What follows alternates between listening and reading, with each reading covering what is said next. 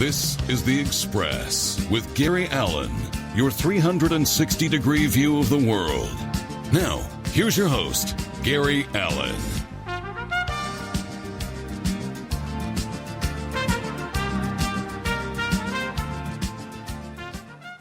And good evening to everyone, and welcome to this edition of The Express. And I thank you so very much for taking a few minutes out of your day to join us. Before we get into tonight's guest and tell you a little bit about her, let me just do a little bit of, by the way, EW, I know you're not going to answer me, but I love this latest picture of a cat. Looks like it's literally sticking a tongue out at me as I'm talking, which is okay. Most people do. If you want to get a hold of me, you can go on Facebook at Gary Allen, A-L-A-N. You can also go on YouTube.com and check out any of my past shows. It's youtube.com/Gary Allen, The Express Interviews. There's about 35 or 36 shows on there. Thursday night, this program will repeat itself at 7 p.m. on our sister station, thanks to Renee, on diversitybroadcastnetwork.com. And you can also catch these shows on progressivevoices.com, a network that I'm very proud to be associated with, as well as I am everyone else. And if you're into tunein.com, go to TMV Cafe is what, your favorites, and you can listen to this show and any other show on the network, and we're really certainly pleased to have you with us. I know my guest is waiting on the line right now, so let me just let you in on who this young lady is. Her name is Amy Van Atta Slater. She is an author and a leadership coach. She's authored a wonderful book called Moments, Magic, Miracles, and Martinis, which is absolutely wonderful. Moments is a great book. I had an opportunity to read it over the weekend for a lot of reasons, of which Amy even knows why I had the spare time to do that. But Moments is a story of an unexpected journey to self-awareness that culminated in a surprisingly positive outcome for the author, Amy Van Slater. And it really is. If you are unhappy, struggling through one challenge or another, and feeling disconnected from everyone, you are not alone. And one of the Oscar-winning producers also read the book, and that's Douglas Wick, and he said, Moments is a must-read for anyone looking to overcome obstacles, and it certainly is, and it's a wonderful, heartwarming story. This is a woman who has spent 20 years in the business world, in the tech world. She's become a leadership coach, and she's also the single mother of 3. And if any of you are out there are parents, you understand the challenge of just being a parent, let alone a single mother of 3 running an absolutely fabulous business. Amy, welcome to The Express. Hi, Gary. Thanks for having me. It is absolutely my pleasure having you on the program. By the way, Amy is also a graduate of the University of Berkeley. She got a BA in political science and business, and she interned in a place that I spent a couple of years myself, and that was the White House. I wasn't an intern, but I was there during the Nixon administration and had a very interesting time, nevertheless, being part of what was going on. Amy, I know you're here in Florida, but before we get too far into this, Magic, Miracles, and Martinis. Interesting title for a book. Where did it come from? Yes, well, it is interesting. Of course, I like things in threes. Clearly, I have 3 daughters, so I thought the 3 M's of Magic, Miracles, and Martinis. And I found that by changing my mindset, I was able to create a lot of magic and miracles, or receive a lot of magic and create miracles. And then the Martinis really represent being okay with standing for something. And I can go through in a little bit the reasons why a martini, I hold it close to my heart, so to speak. But that's really where it came from, in really creating that positive mindset. Yeah, when we get into the book and start talking about different chapters, that's one of the chapters, standing for something, and that relates to your dad, and we're going to get into that. But before that, I want to go back to your childhood. What were you like as a child? Were you always the first one to get up and get going and a self-starter?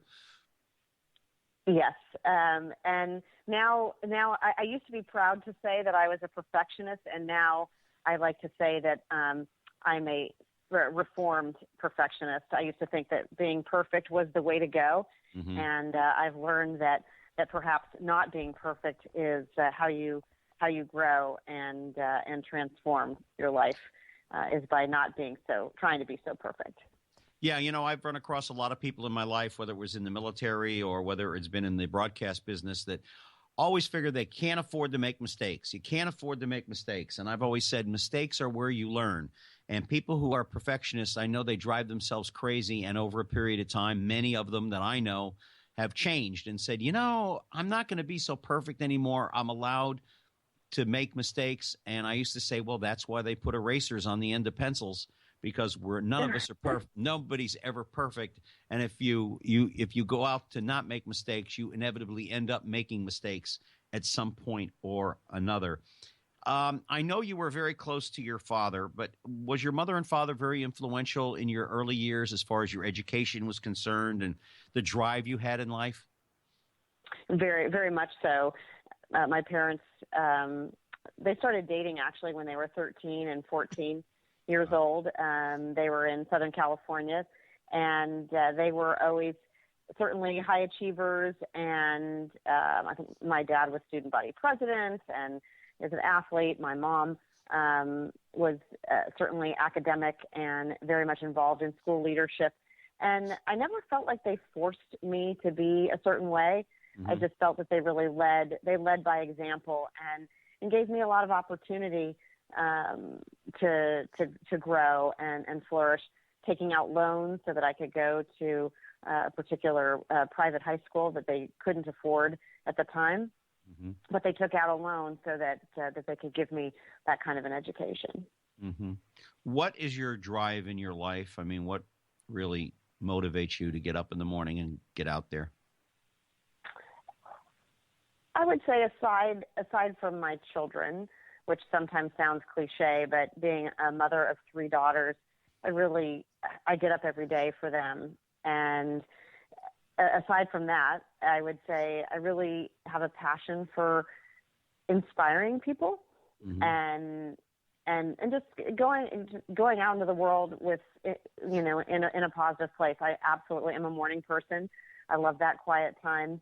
I call it the spaces in between. I love as the sun rises and the sun sets. Those are kind of my favorite times of day. But I love being up and about and meeting new people. I've met many new people being here in Florida, even just for a few days so far, mm-hmm. and just taking the time to slow down and find out what people are thinking and doing in their lives.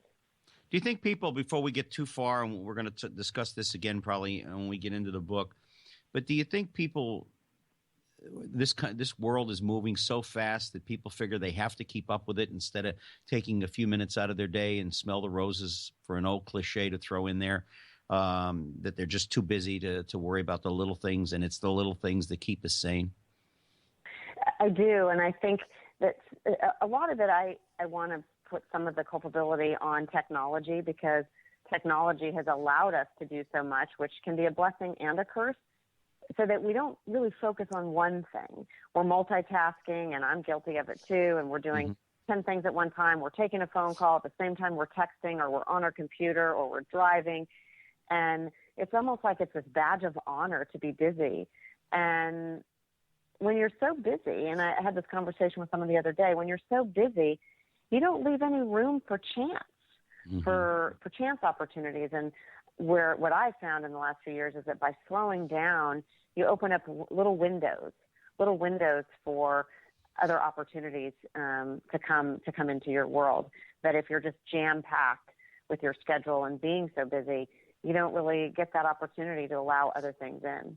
Yeah, I've always said that if you're moving too fast, you're apt to skip over things that might turn out to be even more important, what you're heading at a faster pace. You were talking about technology and what it's done for the world. I don't have a cell phone. I don't want a cell phone. I had one for years, but I'll be perfectly honest with you. I think cell phones and texting have destroyed the art of communication between two human beings. I agree. I couldn't agree with you more. And I see it in myself. I see it in my children all the time. And I wish I could do it. I wish I could do without it. I have 2 cell phones. I have one for my my day-to-day career, and then I have one that I have personal, which is actually a step in the right direction, because I will leave one behind it has to have to compartmentalize my life at times, and it actually helps me separate a little bit of the noise. Well, I was on the road as a performer, and I think I was in Rochester, New York, and an agent from California called me, and it was 3:00 in the morning, and she didn't think of what she was doing. And after that, I said, no more cell phones. I don't want to be bothered. I'm getting tired of being bothered, whether I'm taking a shower or otherwise. And that's it. And I'll be honest with you, I've never missed it. Never missed it.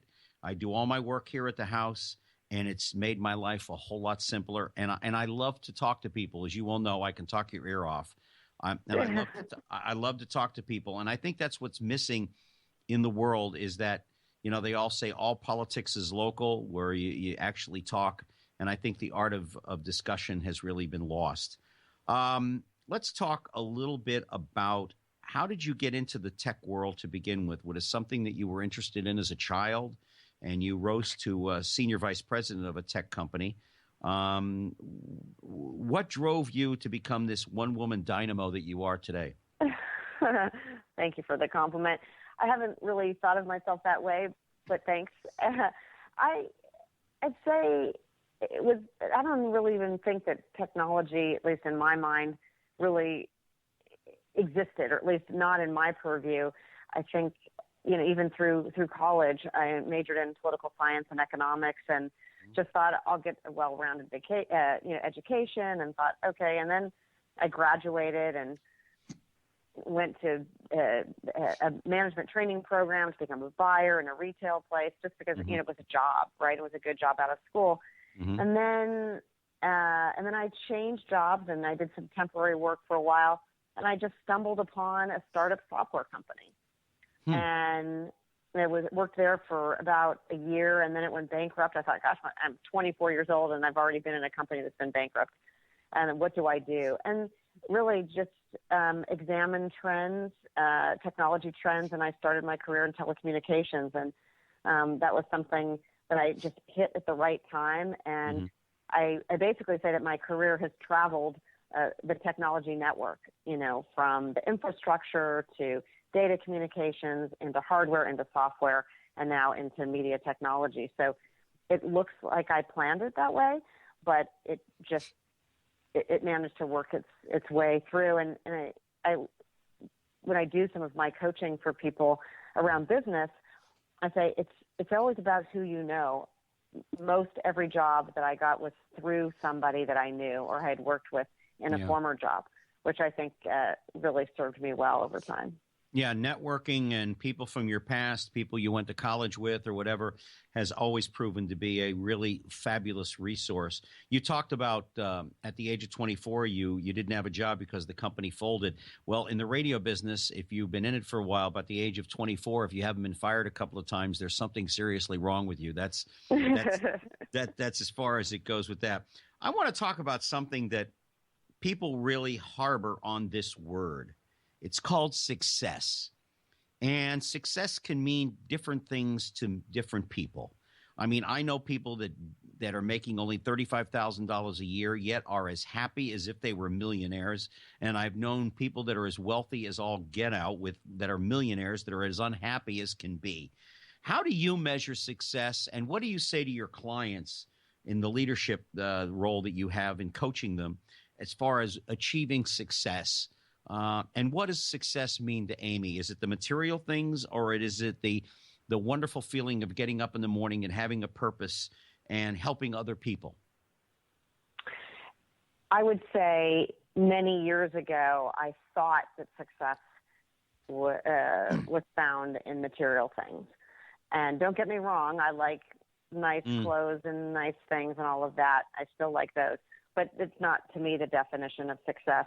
To me, success, when I get pumped up, or I still to this day, I'll call my mom when I had a chance meeting with somebody where I found some connection and some magic. And to me, that's what drives me, and that feels like success. Success is doing something that I'm so passionate about and that I feel that I'm serving sort of my purpose in life. I finally feel like I found out what that is. And I happen to be able to do it in both a personal and a professional capacity, such that I'm now I'm not different people in different parts of my life. I feel like I am living an integrated life, and that to me is success. But I don't have to act a different way in my job or a different way at home. I get to be who I am in every relationship that I have. Do you think people, when it comes to success, do base it on things that they own, things that they have, things that success has brought them, instead of understanding it's the journey along the way? You can lose the material things, the boats, the cars, the whatever, but it's the family, it's the unit, the thing that holds us all together, the glue, your religious faith, whatever that may very well be. Do you think that we've lost perspective on what real success is in this world? I think our culture goes through waves, and I don't know if it's just because I feel that I'm in a different place of awareness than I used to be, but I get this sense that the world is looking for a better answer.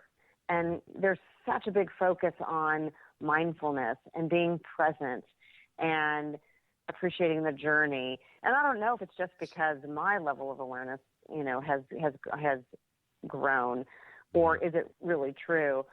And so I certainly feel like there's a trend a little bit away from all of that material wealth, at least in the community, where I am. I think a lot of people really do value family and peace of mind and being present.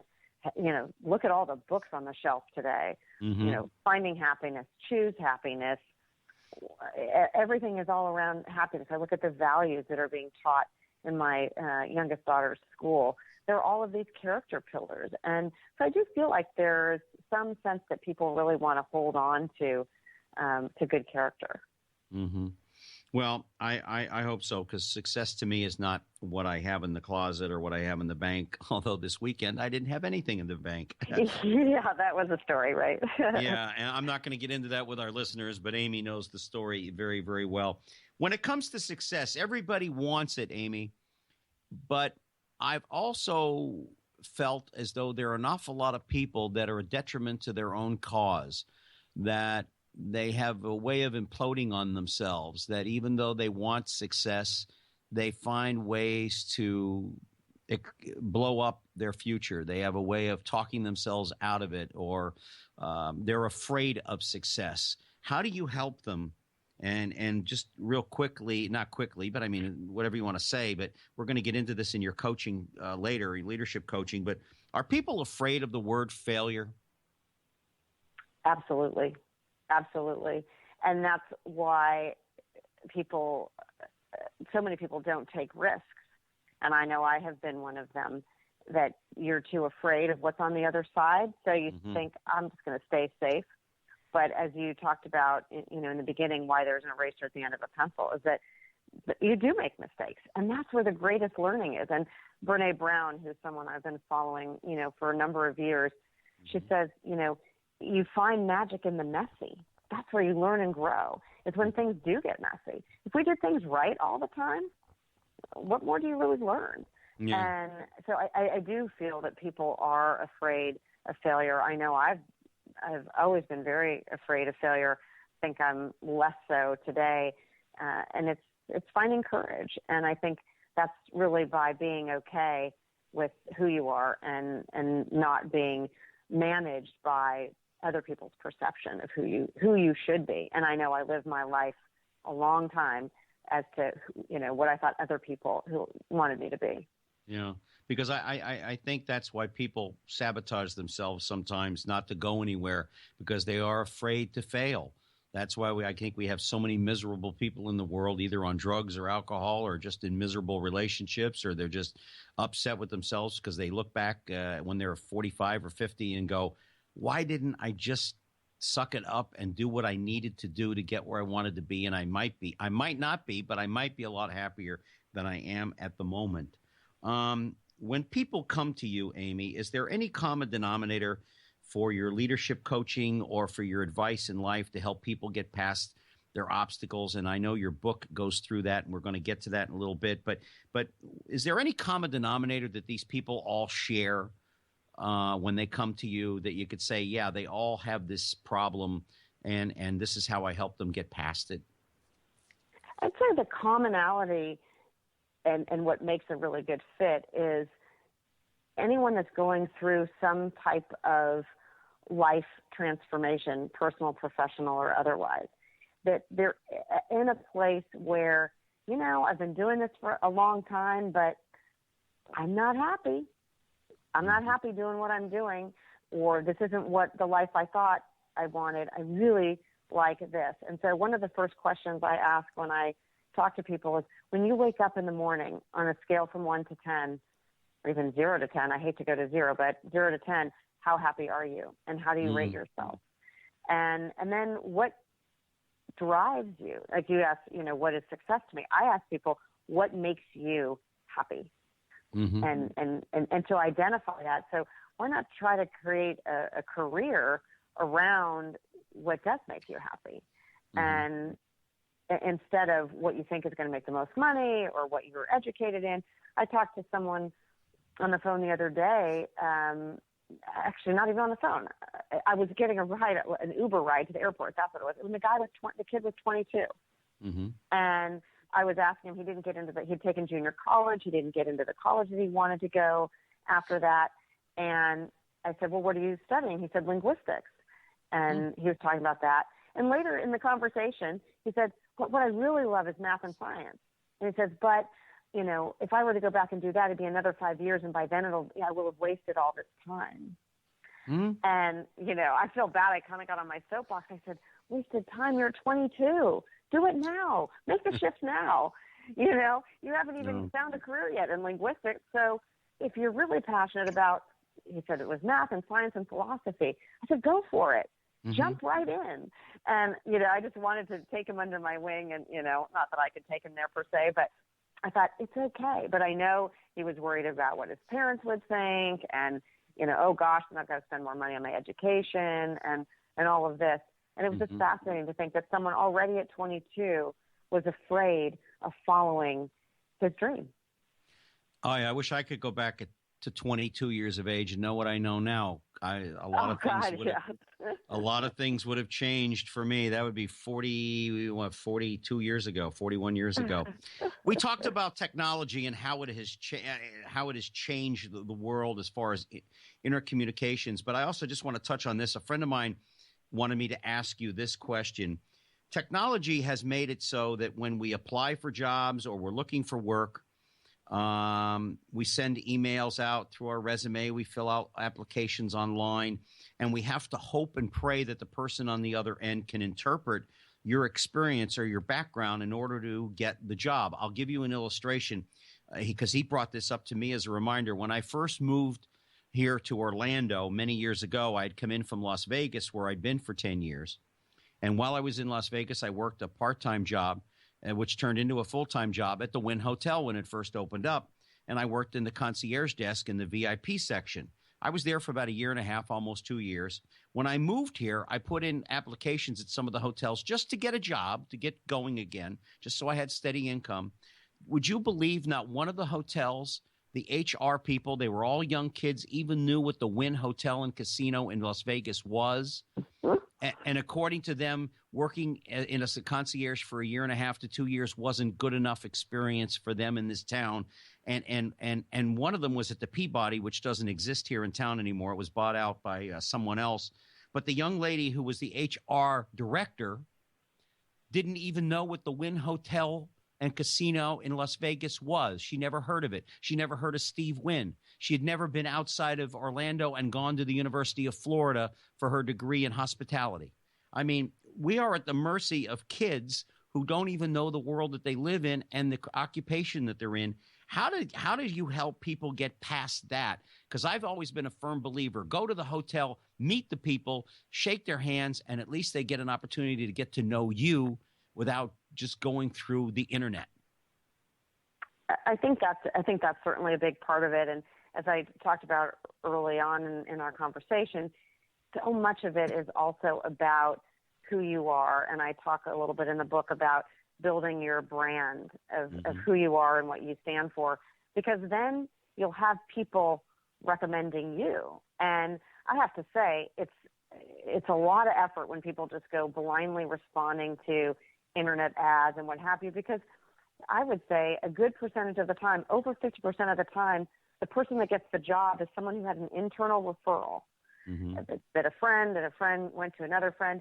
I always give those when people come to me and say, oh, I'd like to recommend my friend. She's interested in interviewing with your company. I'll take a look at that before anything. And I know our recruiters, and I harp on our recruiters all the time. Did you get back to this person? Did you get back to that person? They get inundated with those kind of messages. And so I've personally leveraged my networking and all of that through LinkedIn, which of course is internet technology, but you figure out who in my network knows of somebody in a company where I want to work. And you've got to target it. And then you reach out to those people and say, would you mind recommending me? Could you find out the hiring manager's name? Making that personal connection is so important. Even if you go back to somebody that's a few people removed, that's really the beauty of LinkedIn. And I have an opportunity to be speaking at the LinkedIn Sales Connect conference in New York in September, mid-September. And the conversation really is, it's about the art of selling and how to leverage technology in the proper way versus bombarding people with messages and feeling like, you're entitled to their business. Same thing with looking for a job. Tell everybody you know that you're looking for a job, because you never know. That's the biggest thing is deciding what it is you want to do. But then it's telling everybody, hey, I'm looking for a job. If you know of anybody in the hospitality business, let me know. And so it's really important not to keep it a secret. Yeah.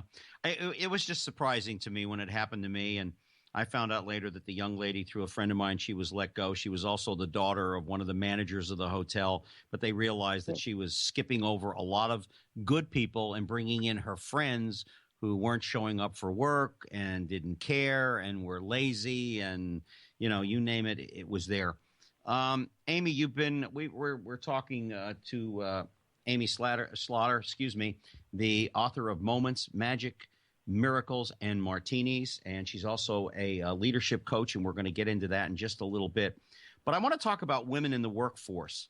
For the last 25, 30 years, women have been able to break through the ceiling a little bit, but is it still a man's world out there, and women are still behind in some categories, in some industries, or are you ladies starting to finally break through to the point where it's about time that we start listening to what you have to say? It's been a long time coming. It still exists, and I'll say one of the places where you still see so much disparity or lack of diversity, if you look at corporate boards of advisors, boards of directors, and still the preponderance of men in those places, because people bring on people that are like them, white males around the 60-year-old range. And those are the people that they know, the people that they went to school with, the people they've worked with. So they find people that are like themselves. And the percentage is still very low in terms of women on boards.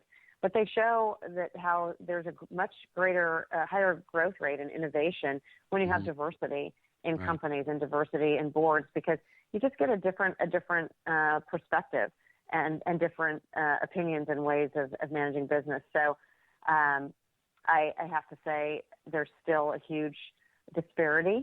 There's much greater awareness, and I think that's really what I hang my dreams on, is really that there's a much greater awareness, but that people don't lose sight and just think that they need to get a statistic. They have to meet the number, that people actually really do believe and value diverse thought. And it's really not just about gender.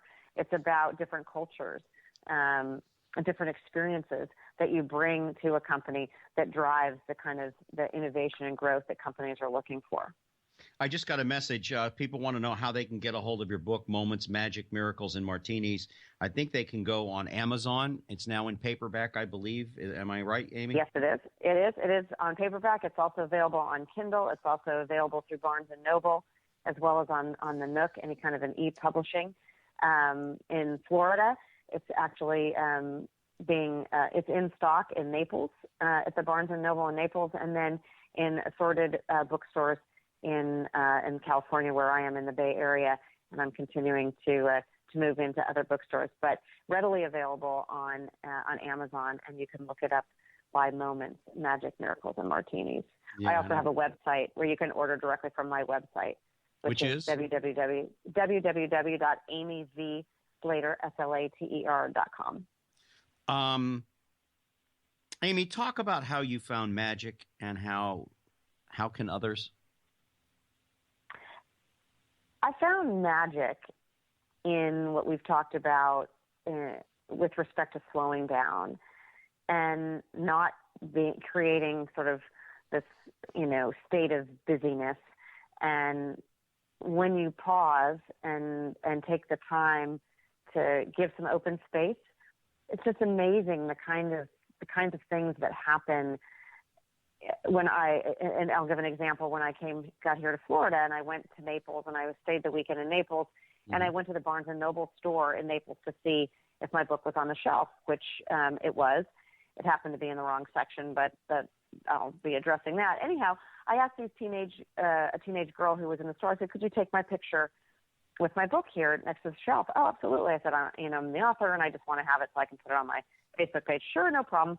She takes the picture of me with my book, and then I take the book and I walk over, and I'm going to talk to the customer service desk to talk about how do I move into the right category. And I go and I talk to the woman at the customer service, and she reads the back of my book, and she said, oh my gosh, this just gave me chills.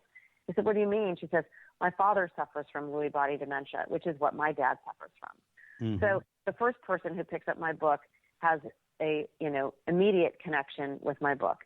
Then I go back upstairs to put the book back on the shelf, and I go, oh my gosh, one of the books has already been purchased, or someone took it off the shelf. And I look around the corner, and the two teenage girls were there reading the back of the book. And I said, what did you think? And she goes, one of our friends, teenage boy, he has IBS, which is one of my chronic illness that I have. And they said, we think he might get something out of your book. So two for two had the exact relatable experience in my book. Out of anybody that could have picked up the book, there were two. I was 2 for 2, and I thought these aren't really hugely common. I mean, 1 in 7 people actually have IBS, and Lewy body dementia is a pretty new diagnosis out of the family of dementia diseases. And I thought, wow, and it happened because I stopped. I had a conversation. I asked them to take a picture. I did that, and I could have just kind of raced through, is the book there, here, there, and then just walked out the door. But those are the things, and to me, that's magic. It's magic when those things happen. I had the same experience even a few hours later when I ended up at Nordstrom, and I met a gal there. I was looking for a dress to wear. I'm going to be on the Morning Blend show, and started having a conversation with her and connected about magic and things going on in her life. And it's just ask questions. And that's how you find magic, is you listen. You ask a few questions and then just open your ears, and that's where you find it. My mother suffered from IBS. And I lived with it all my life with my mom, and my mom was a career woman before the term women's lib ever came about. She was an interior designer down in South Florida. And I lived with that with her, but she overcame everything. I mean, she had cancer from a very young age. And I expected all the way through high school, when I was in the military and off in the world, I expected a call any minute from one of my siblings telling me mom's gone. And, the cancer finally got to her, but I was with her until she passed. But yeah, she suffered from that. What is a Lewy body dementia? What is that? Lewy body dementia? Yeah, Lewy body dementia is essentially the great combination, I say that tongue in cheek, of course, of Alzheimer's and Parkinson's. So it's affecting both your mind and your body. And it's very difficult initially to diagnose because usually, at least the case of my father, and in many other cases I've read about, the Alzheimer's piece, the mind sneaks in first. Mm-hmm. And so for years, his diagnosis was Alzheimer's. And then the different kinds of things start to come in, like hallucinations and rigidity in the body. And then they do further testing and realize, oh, well, there's also a Parkinson's piece. It's actually what Robin Williams was diagnosed with prior to taking his own life, was Lewy body dementia. And so that's raised awareness, which it's a shame that he's gone. But the silver lining is that it's raised awareness of that disease that really didn't exist before. Well, you have no way of knowing this. Of course, my listeners do, but I was a very good friend of Robin's. He was really responsible for me getting a lot of my breaks in Hollywood, and particularly when I was with the Groundlings. And I didn't know until several weeks afterwards when I spoke to a good friend of ours exactly what it was. And they say that it was coming on so fast and he knew it. And by now he would have been really in a wheelchair for the rest of his life. And everybody who knew Robin knew that he wouldn't have been able to stand for that, because he was a man who loved life, and he took it all in. By the way, and for anybody out there who's ever heard me tell the story, do you know, Amy, what he used to read for fun? For like some of us read books, he used to read books on quantum physics. That's what he read for fun. That's what he got the most joy out of. I want to get into your coaching now a little bit, because I'm fascinated by this. How did you become a leadership coach? So let's see, around the time I was going through my divorce about 5 years ago, I had a great opportunity to go hear a gentleman by the name of Chris Dorris. He's a mental toughness coach. I heard him speak when I was an employee of Salesforce.com. And it was a pretty intimate setting. It was about 50 people going to hear him speak for about 90 minutes. And it was all around positive mindset and really, controlling your own destiny based on that thinking. And so he takes on coaching clients and all of that. And I had emailed him and said how much I appreciated the talk he gave. And so I spoke with him for about 3 years. He gave me a number of pro bono sessions, 90-minute sessions, and just kept in contact with me and never pressured me or anything. And at one point said, "What's stopping you?" And it was really just fear of moving forward. And he said, "If you could create your dream job at some point, what would that be?" And I said, "I want to do what you do. I want to inspire others. I want to coach. I want to do that." He said, "Well, let's do it." So I hired him as my own coach and to help develop my own coaching practice. So, of course, I have a full-time job in the high-tech world, but on nights and weekends, I coach at the moment about 5 people that I do. And people say, "Well, how do you find the time?" Well, if you love something enough, you make the time. Right. And so after a day's work, then I often will meet with my coaching clients. And that's really how I got into it. And I feel like through my sales career and sales leadership career, that's what I do with people, is I coach them anyhow. And so it just felt like a real natural fit for me that eventually, when I sail off into the sunset, that's how I'd like to spend my time, is coaching people and writing and inspiring others. We're talking to Amy Slater, who is a author of Moments, Magic, Miracles, and Martinis. She's also a leadership coach. How does the process work, in the sense of how do people get a hold of you? Through word of mouth, or because I know you do it for corporations, and your whole purpose is to help people navigate through their careers. But how do they get a hold of you, and how does the process work? There are a number of ways. Oftentimes, it's through word of mouth. People find me on LinkedIn, also on my website, which I mentioned before, which is amyvslater.com. And a lot of it is that I've worked with so many people just in my career that oftentimes I'll have a friend call and say, "Can you talk to so-and-so about career advice?" So I do a lot of what my coach have done, and I spend time just talking to them to determine if it's the right fit, because it has to really be that right fit of individual, because it isn't always right for everybody in terms of their where they are in their place of transformation. But that's typically it's often by word of mouth. Do people who you help, are they often just confused about where they are in their career, or are they feel like they're off course, or they feel like maybe they've chosen the wrong career and they're looking for advice as to get on track again? Are they just looking for directions, or are some of them really just lacking in overall discipline and staying on course? I think maybe they're on a course that no longer serves them, that at the time that they maybe chose a particular job or career or company to work for, that it was what they thought they wanted at the time, and that they have found that no longer serves them, and or it's not what they thought it would be, and they're looking for something. I think more and more people are saying, if I'm going to be having to work for the next 10, 15, 20 years, I want to enjoy it.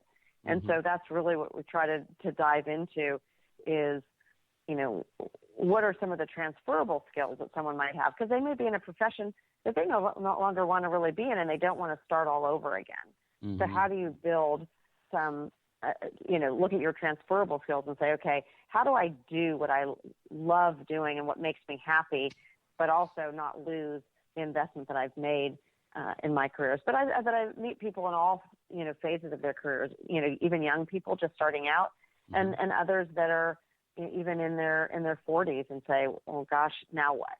I want to do something different. Do you think that I'll use my ex-wife as an illustration? She worked in the advertising business. She started out as a part-time secretary and worked herself up to a director of administration for the creative department.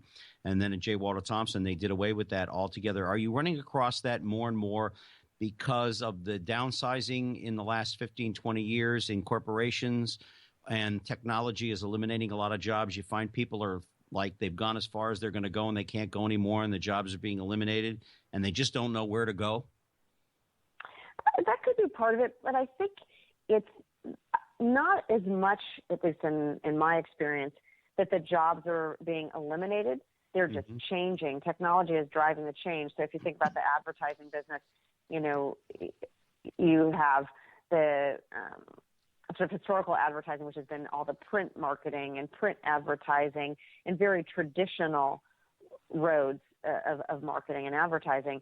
Now those jobs have changed, and it's around digital marketing, right? And leveraging media and the internet and mobile applications. So the jobs exist, they just are often a different skill set. And so it almost ends up being the same result for people if they've been trained in a particular way and haven't moved into that digital technology world. But I'd say that the jobs are not necessarily being eliminated, but they're morphing into something different. How do you integrate your personal and professional personas?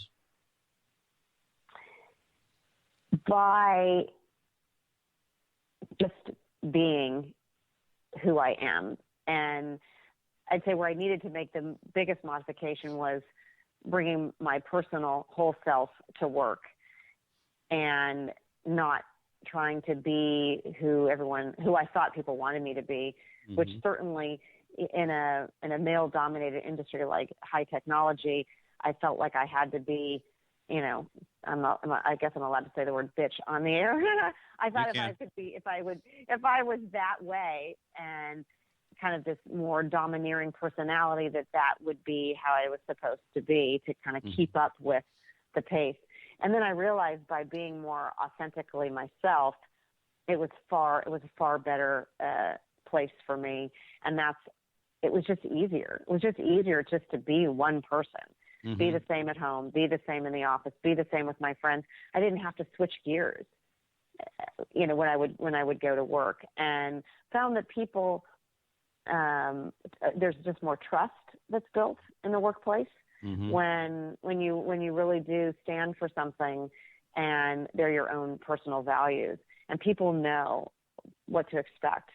and you could ask people that are my personal friends, and you could ask people at work to describe who I am, and I think they would all agree with my persona, and it wouldn't be, it wouldn't be that far off from each perspective. Yeah, I know that my friends will often say, if you don't want to know the truth, don't ask Gary the question, because he'll just hit you right between the eyes. And I guess because I've been in show business so long, I'm tired of phony balonies. Let's get into the book now. We're going to go through some of these chapters. We got about 15 minutes left. Would you believe the time is going by so quick? We're talking with Amy Van Atta Slater, with the author of Moments, Miracles, Magic Miracles, and Martinis. It's a wonderful book. It's a well-written book. It's an easy read. I recommend it to everybody if you're having trouble getting through obstacles in your life. The few chapters that really caught my eye were one, Stop Complaining. And I just wrote a note. Do you think people complain too much when they're easily overwhelmed, or is it easier to complain than to just go ahead and do what you got to do in life? I think the path of least resistance for most of us is to complain, because we want to defer the responsibility from ourselves for our plight. Much easier to be the victim, and I've been guilty of it, right? Of being the victim. Woe is me. Oh, this happened to me. Mm-hmm. What am I going to do? I don't know what to do. And this kind of Eeyore complex. And we all have a choice. We all have a choice whether we stay in that victim space or if we change that mindset. And it's so easy to get dragged down by other negative people. And so I was given that challenge by Chris Dorris in his mental toughness seminar, and said, try it. Don't complain for 24 hours and see what happens. It's amazing. Amazing when you don't go down into the abyss with other people. They don't go either. And if you're focusing on building someone else up, you stay up too, and you don't then falter down into the just that complaining mode. And it's a daily practice. It's not like, okay, I stopped complaining for 24 hours, now I'm never going to complain again. But it's just like anything. Any athlete, look at the great athletes like Michael Jordan. He practiced. He's a great athlete, but he didn't just rest on his laurels. He had to practice every day. Yeah, I think that's what a lot of people don't understand about getting where you want to be. You've got to sacrifice. You can't complain. You've chose to do what you're going to do, so stop complaining and just get on with it, or move on and cut fish, or get lost. Don't do it anymore. Talk about the O-line as far as in chapter 2 with Stop Complaining. Yes. So the O-line, represents, the O stands for observation. And then below the O-line is that negative space, that negative vibration. And then above the O-line would be that positive space.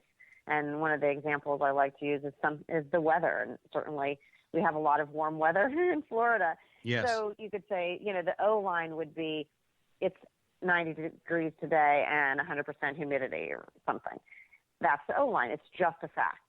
Mm-hmm. Below the O-line is, oh my gosh, I'm melting. I can't stand this. I've got to, I'm sweating. I got to get out of here. Right. Mm-hmm. That's falling below. And then the positive side going above the O-line is, wow, it's a spectacular day.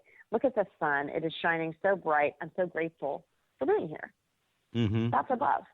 And now you don't have to always go above. And as I love the word that I always heard my mom say, Pollyanna. It doesn't mean that life is always gumdrops and roses, right? But you don't always have to sink below. You can just state the fact, boy, it's really hot out. There it is. Just state the fact. And so if you could, so many times we all go down below the O-line and we take people with us. And I challenge myself as much as I can, personally and professionally, is at a minimum to get people to that O-line. Right. I've been a student of Kabbalah now for a couple of years, thanks to a late friend of mine. And that's one of the main tenets of Kabbalah is remain positive, always keep moving in a forward and positive direction. The chapter that really I liked a lot, and there's a couple in here, Stand for Yourself, but Be Authentic, which is chapter 4, which is where you mention your dad and how he made people feel. Talk about that a little bit in retrospect to how we do things in the workplace and how things should be done.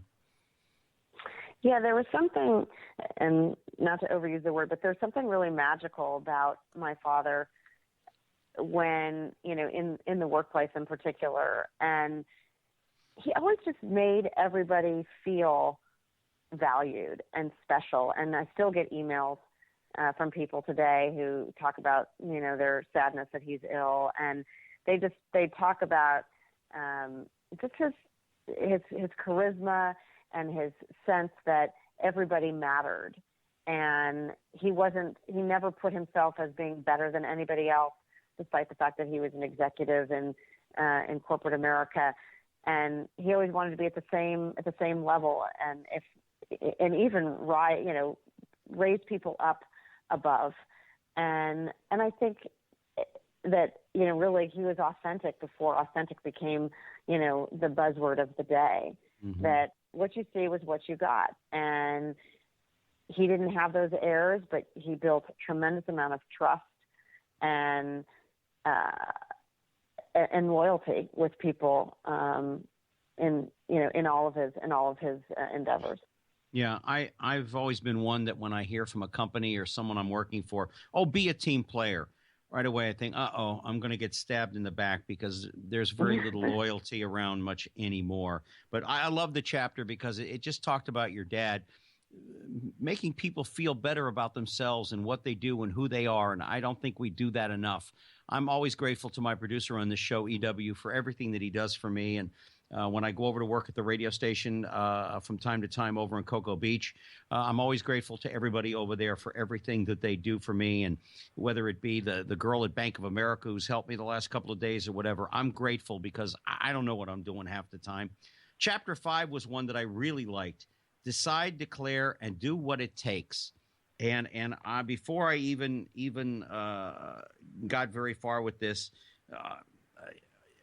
do people realize what it takes to really be a success and the sacrifice you have to be there?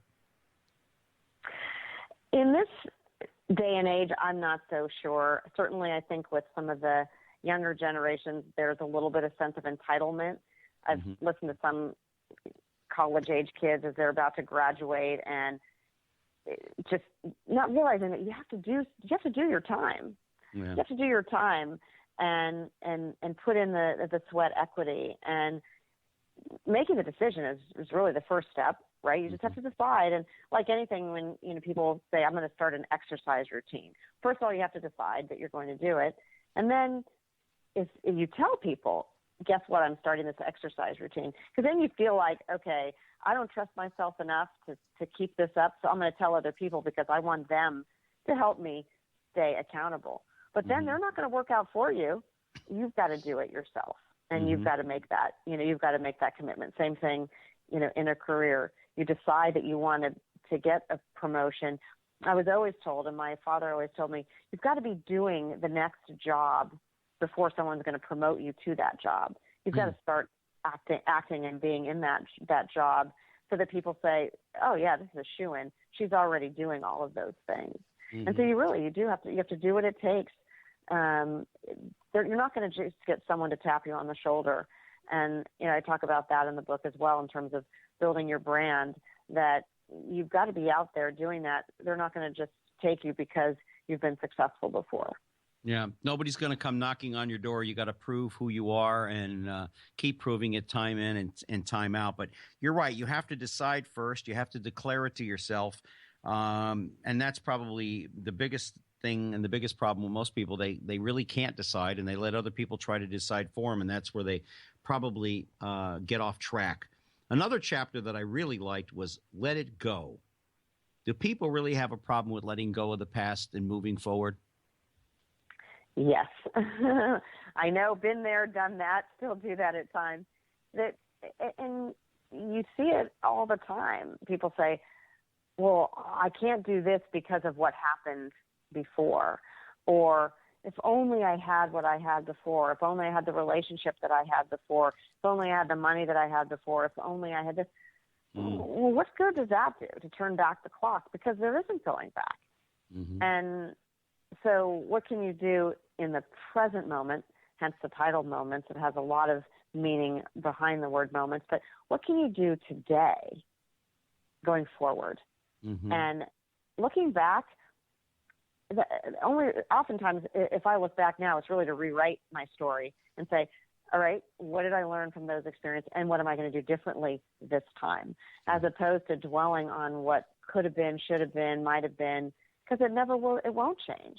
It won't change the outcome, because the outcome has already passed. And so really letting go of who you thought you were supposed to be. You hear a lot of people say, I'm not where I thought I would be at 50, or I'm not where I thought I would be at 40. Okay, so what? Mm-hmm. Where do you want to be today, and make that happen? Because we can always look back and wish for something different.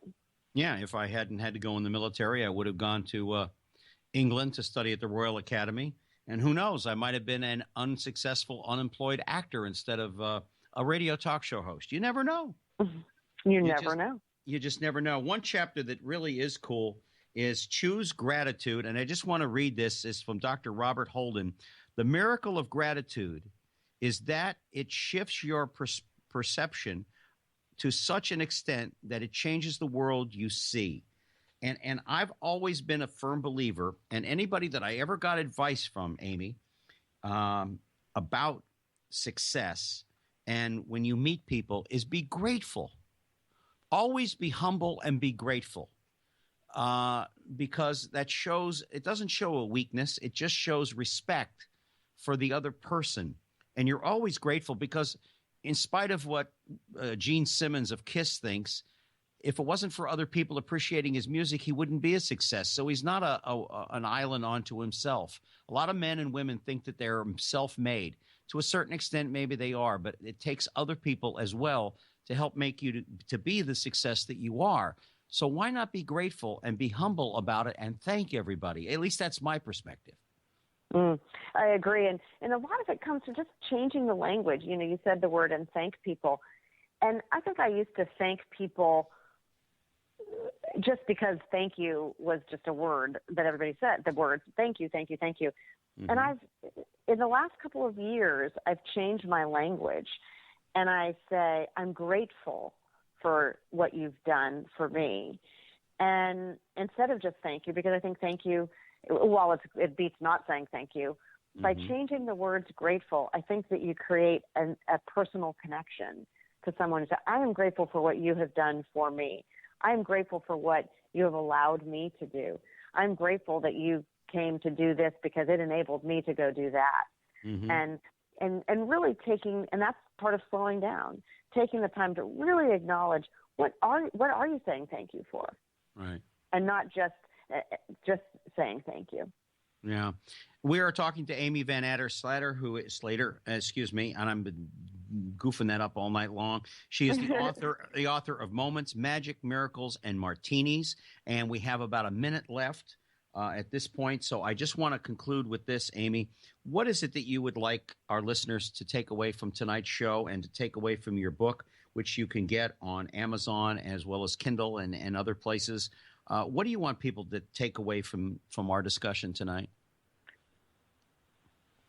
I would say what opens up the magic, at least for me, and I think for others that I've worked with, is not to associate vulnerability with weakness. Mm-hmm. That if you slow down and allow yourself to be vulnerable, that you let in so much light. And I say this in the book, and one of the key things for me was, by tearing down the wall, not only can people see in, but you can see out, and you can see new things, and it's a new way of seeing what's outside, and that it's okay. It's okay not to be perfect. Yeah. Amy, I want to thank you so much for taking the time out of your day to join us. Amy Van Slater is the author of Moments. Please pick it up. It's a great book, and if you're struggling with life, you're going through some changes, this book will help you. Moments, Magic, Miracles, and Martinis. You can get it on Amazon as well as other places. Thank you so much, young lady, for taking the time to be on with us on The Express tonight. Thanks, Gary. Okay. For those of you out there, if you want to stay in touch with me, go to Facebook at Gary Allen, ALAN. You can also go to youtube.com. This show, as well as my other past shows, are on Gary Allen, The Express, interviews on youtube.com. This program will repeat itself at 7 p.m. on Thursday night and diversitybroadcastnetwork.com. On Facebook, you'll learn that. Also, go to progressivevoices.com. And if you're tuned in to tunein.com, go to TMV Cafe and make it one of your favorites, and you'll be able to hear us all the time. I thank you all very much for taking a few minutes out of your day to join us here on The Express. And until next week, please take care of yourselves and each other. You've been listening to The Express with Gary Allen. Join us here every Tuesday night at 10 for more captivating talk with Gary Allen. See you next time on The Express.